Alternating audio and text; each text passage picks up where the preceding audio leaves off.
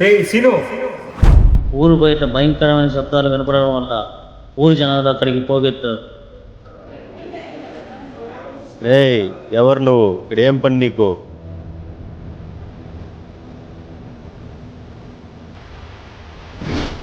నా పని నేను చేస్తున్నా కాబట్టే మీరందరూ ఇక్కడికి కూర్చుంటారు.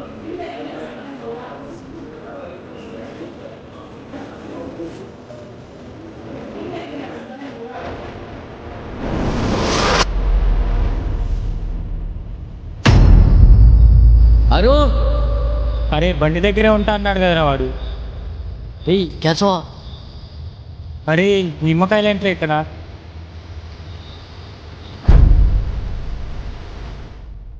బాగా ఇష్టమైన ఫుడ్ బాగా చేసింది రే నాంటీ. మచ్చా నిమ్మకాయరా?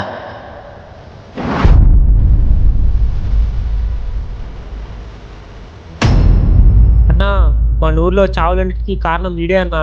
మొన్న జాతరలో నిన్ను చంపడానికి వచ్చింది కూడా ఈడే అన్నా. ఎవడ్రా నువ్వు? ఈ ఊరి జనాలు ఎందుకు చంపుతున్నావు? నేనెవరో తెలియకుండా ఇంతమందిని చంపున్నానంటే ఒకవేళ తెలిస్తే ఊరు మొత్తాన్ని తీసుకెళ్ళిపోతా. రేయ్, వీడు వాడే. రే ఢిల్లీ, వీడు చచ్చిపోలేదు, వీడు బతికే ఉన్నాడు. ఊరి జనం ఎవరు ఉండకండి, అందరూ వెళ్ళిపోండి.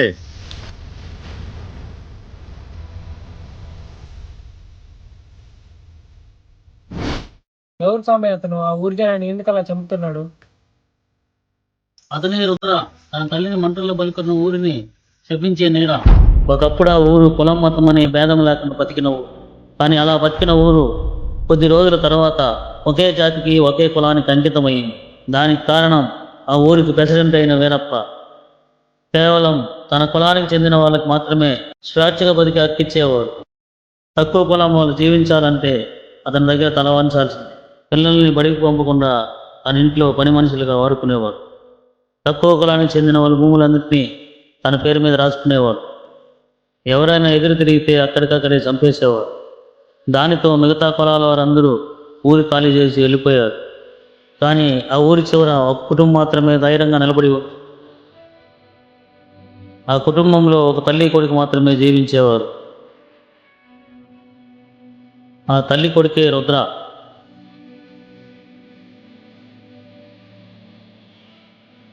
ప్రెసిడెంట్ వీరప్ప రుద్రాన్ని పనికిరమ్మని తన తల్లికి కబురెట్టాడు. కనూరు పెసరతో పని తెలుస్తాను పోతావా?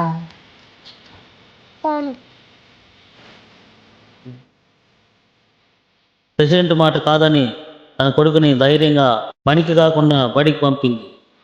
రుద్ర ప్రెసిడెంట్ కులానికి చెందిన పిల్లలతో కలవడం వల్ల ఆ ఊరి జనం దాన్ని తప్పుగా భావించారు.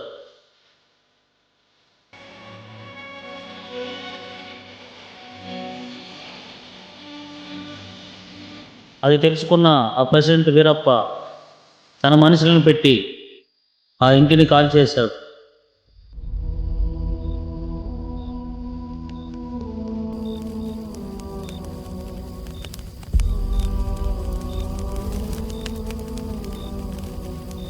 ఆ కాలుతున్న ఇల్లును చూసి ఊరికి పట్టిన దరిద్రం వదిలిపోయిందని ప్రెసిడెంట్ వీరప్ప ఆనందపడ్డాడు. తల్లి కొడుకు ఇద్దరు చనిపోయారని అనుకున్నాడు ప్రెసిడెంట్ వీరప్ప. కానీ రుద్ర బతికే ఉన్నాడని తెలుసుకోలేకపోయాడు. తన ఇల్లుని తగలబెట్టింది ప్రెసిడెంట్ మనుషులనే తెలుసుకున్న రుద్ర ఆ ఊరి మీద పగ పెంచుకొని ప్రతి అమావాస్య రాత్రి చేతపడి చేసిన నిమ్మకాయలతో ఆ ఊరి మీద పగ తీర్చుకుంటున్నాడు.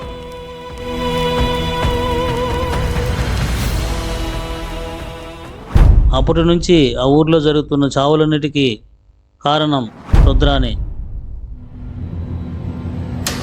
అతడు కేవలం రుద్రానే కాదు, తన జాతి కోసం రగులుతున్న తాండవం.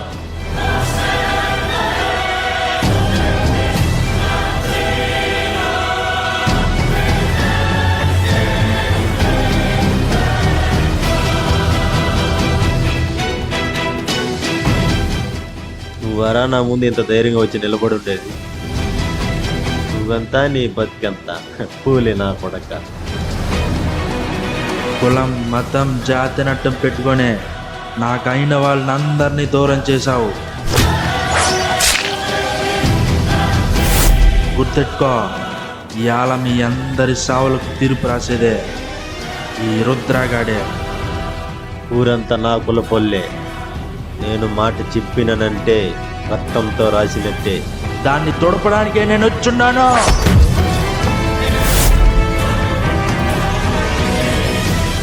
ఈ చావు కూడా నా చేతిలోనే రాసిపెట్టు. రారా చూసుకుందాం. ఈ అఖండ స్థలంలో రుద్రగాడి తాండవం మొదలైండదే.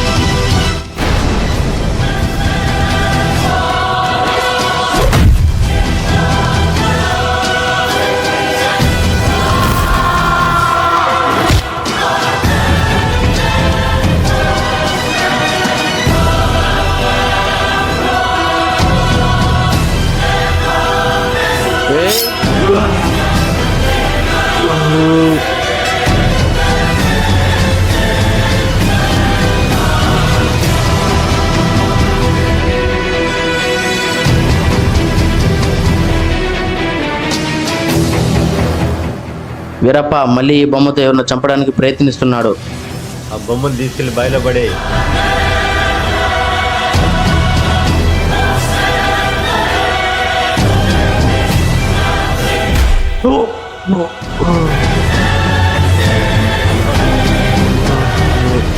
నువ్వెట్టా పూజలు చేస్తావో నేను చూస్తాను.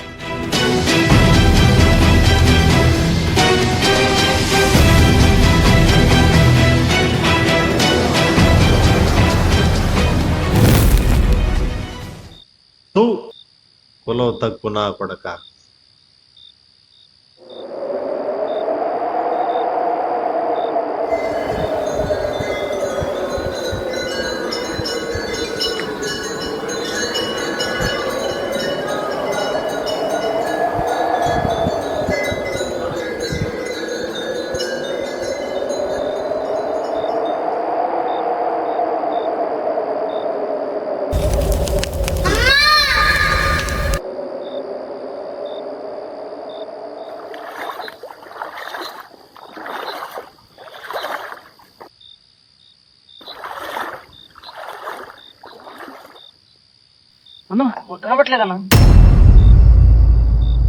అసలైన కథ ఇప్పుడే మొదలైంది.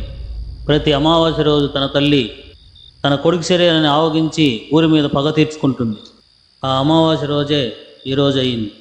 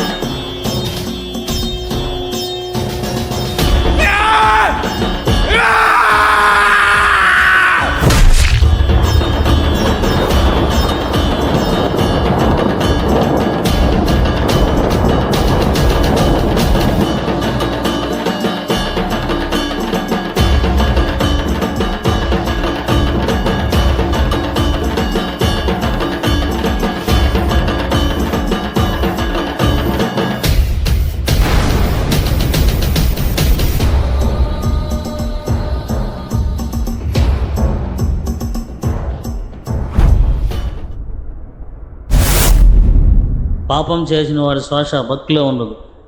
ధర్మం ఆలస్యమైన న్యాయం తప్పదు. అంతమందిని చంపుతున్నప్పుడు ఊరిలో గ్రామ దేవత ఏం చేస్తుంది స్వామి?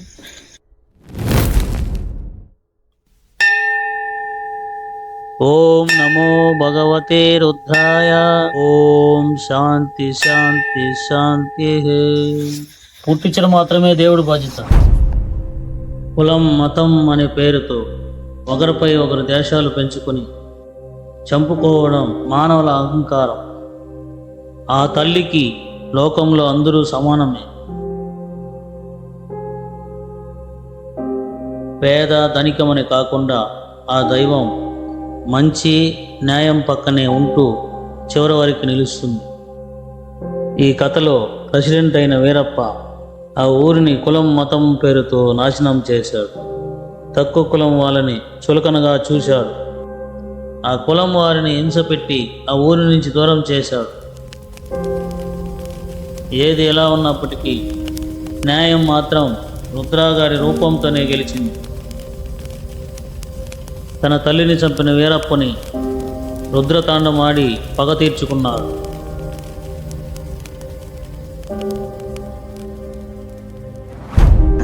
ఆ తర్వాత ఏమైంది స్వామి? ఆ ఆత్మ ఊరు పొరుమేరు దగ్గర చెట్టు రూపంలో కొలువై ఉంది. నాకు తెలిసిన ఊరి జనం ఊరు ఖాళీ చేసి వెళ్ళిపోయారు. ఆ తర్వాత వచ్చిన మొదటి వ్యక్తులు మీరే. నమస్కారం స్వామి. ఒక్క నిమిషం ఆగండి. మీలో ఎవరైనా ముగ్గులో ఉన్న బొమ్మను ముట్టుకున్నారా?